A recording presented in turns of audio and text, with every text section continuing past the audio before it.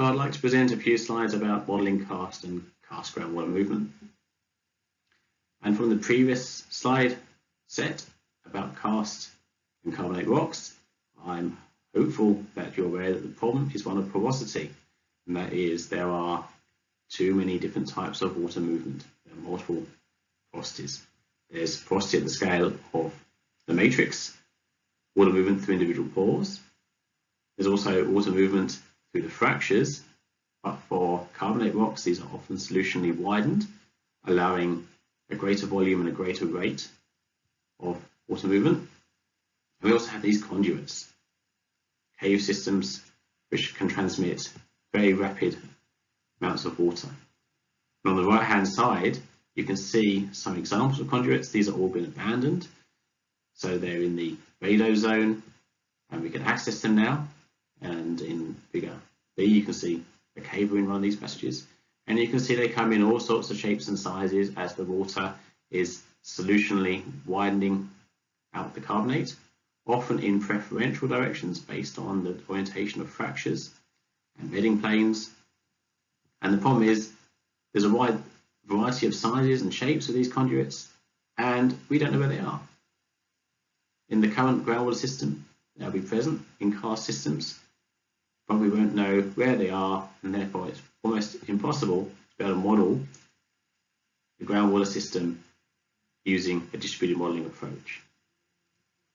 Now, despite that, the ModFlow modelling code, which is one that you have had introduced to you back in Lecture 5 as a publicly available and widely used modelling framework, does have a conduit routine because there was a demand by the international community to be able to model karstified systems with conduits. So the question is this modelling routine for conduits realistic and useful or not? Back in Lecture 5, you would have been told that a groundwater model is only as good as the conceptualization of the model in the first place. How well does ModFlow do in a system where you can't conceptualize where the conduits are? So for anyone that's interested in looking into this in more detail, I have a slide here that talks about the conduit flow process implementation in ModFlow. The good thing is it allows for turbulent flow of water in pipes, which is good. And you can see in the top right the conceptualization where within a volume you can actually install a conduit to move water very quickly through that part of the model into the next section. That's good. But I've also listed here some of the negatives of the coding. So for example, the conduits can only route water between different parts of the model. You can't actually store the water in the conduit. As I mentioned on the previous slide, you don't know where the conduits are in the first place. The model code is actually sensitive to the scale, spatial scale around the conduits. So depending on the size of the grids compared to the size of the conduits, you can get very different results. It's very awkward to be able to exchange water between the matrix, the pores, and the conduit, and actually the code just uses a lump parameter approach, which we'll talk about later. So it's not known, it's just an empirical function. And on top of all these issues over the conduits, one of the major problems of modelling flow into karst is this thing of sinkholes or surface depressions or dolines that I mentioned in the previous slide set. And recharge is often focused by these sinkholes, and you actually need a specialist unsaturated zone model to actually focus the input term.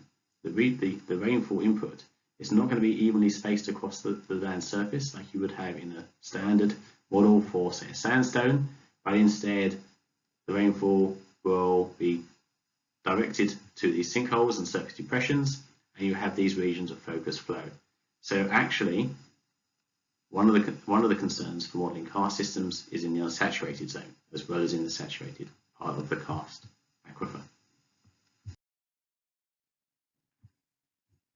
Hence, lump parameter modelling is proving to be the most successful way of modelling water flow. and water movement in karstified systems. And this slide is one that talks about, in my opinion, the most successful implementation so far is something called karst. This is the karst R lump parameter model, and it was designed and coded up by a relatively young researcher based in Freiburg in Germany called Andreas Hartmann, and he's someone that I've been collaborating with for many years now as we try and link different scales of lumped parameter modeling for karst systems. He works at the continental scale, large scale, and my research, I tend to work at a much smaller scale, often for the individual cave system, and we're trying to bridge that gap between the two. Anyway, this is his continental scale model. So on the top left-hand side, you can see the different components in the grid scale of his lump parameter model. And he basically has two different things to model.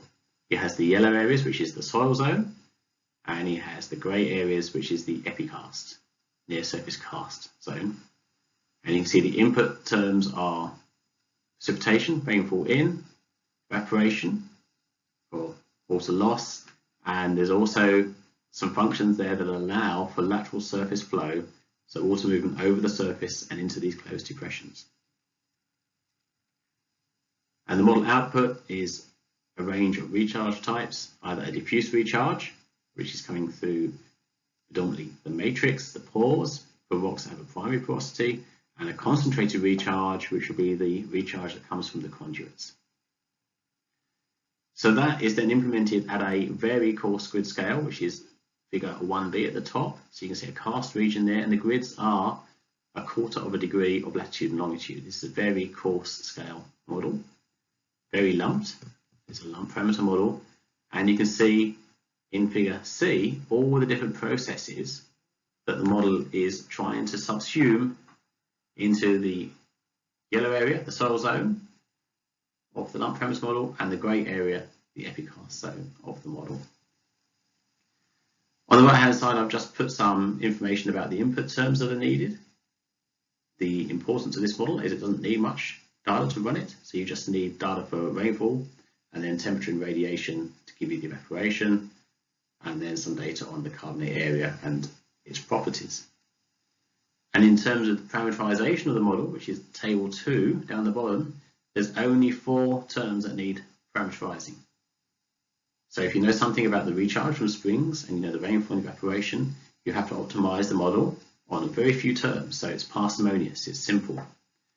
And you can see the terms at the bottom there. There is a variability term, a variability constant, which will differ between different rock types. So that will be used to try and show the difference between, let's say, a marble, which has been metamorphosed and had no primary porosity, and a young carbonate that has high primary porosity and less fractures. There's a mean soil storage capacity, which is how much water can be stored in the soil. So this is related to the soil thickness. There is a mean epikarst storage capacity, which is how much water can be stored in the epikarst. And there is an epikarst storage coefficient, and that's got the units of days. So that's a time coefficient, and that helps the model delay the water in the epikarst. This is a feature of karst systems and of the epikarst. The epikarst is often considered to be an aquitard, a zone which delays water and holds it up in karst systems as water gets stuck in the stores at different fractures and moves between them. So the last example focused on karst aquifers and was at a continental scale and was successfully applied to Europe to understand karst water resources under climate change. This slide gives you a completely different scale. This is an unsaturated zone karst water budget model, and it's at the scale of an individual cave. So here we have a very simple model in the upper left-hand corner, where we have the inputs of precipitation and output of evapotranspiration. And in the model, we're trying to understand the size of the soil and epikarst water storage, volume or V. And we know that water can be lost from this store, either from the bottom of the store through a drainage term D, or through an overflow from the store when the store is full of water and can't hold any more capacity. And we can measure R because we have observational data in caves in the system, so we know when this has occurred. So we have data that can run this model. We have observed values for R. We know what precipitation P and evapotranspiration AET is. And so we can optimize this model to determine the storage capacity and the drainage term for these karst systems. And you can see that in the bottom left-hand corner. And this model has been applied to New South Wales and to the karst system in the Macleay Valley of the mid-north coast. Some of you may have been there on holiday. So in the bottom left-hand corner of the slide, you can see the optimized solutions. That's the red areas for this model applied to two different parts of the Macleay. And you can see that the red area shows the overflow capacity is going to be about 80 millimeters of rainfall equivalent in the upper Macleay and about 60 millimeters of rainfall equivalent in the lower Macleay. So this tells us something about the karst recharge processes at these systems, and we wouldn't know this without using a model. We know now that it will probably take between 60 and 80 millimeters of rainfall for the soil epikarst store V to overflow. That's the term R. And we've modeled this overflow capacity, this term R, just knowing the climate input data, that's precipitation and evapotranspiration, and knowing when there was percolation towards the groundwater level in the caves through our observational data. And the lump parameter model subsumes all those processes that I've talked about beforehand. So variability of flow in the epikarst, focused recharge in depressions, and the uncertainty of not knowing where the water is moving within the unsaturated zone of the karst system. The two examples of models that I've shown so far are those that we've coded ourselves in MATLAB and R. But you can also get off-the-shelf lump parameter models, and this example is an Excel workbook. It's an Excel macro that's been developed by the United States Geological Survey. And for its input terms, it uses tracer data, normally water isotope tracer data of rainfall and then measured water isotope composition of groundwater, and it applies 5 different lump parameter models to find the best fit between the input data, so the isotopic composition of precipitation, and the output data, which is the isotopic composition of the groundwater. This is the application that's going to be used in the assignments.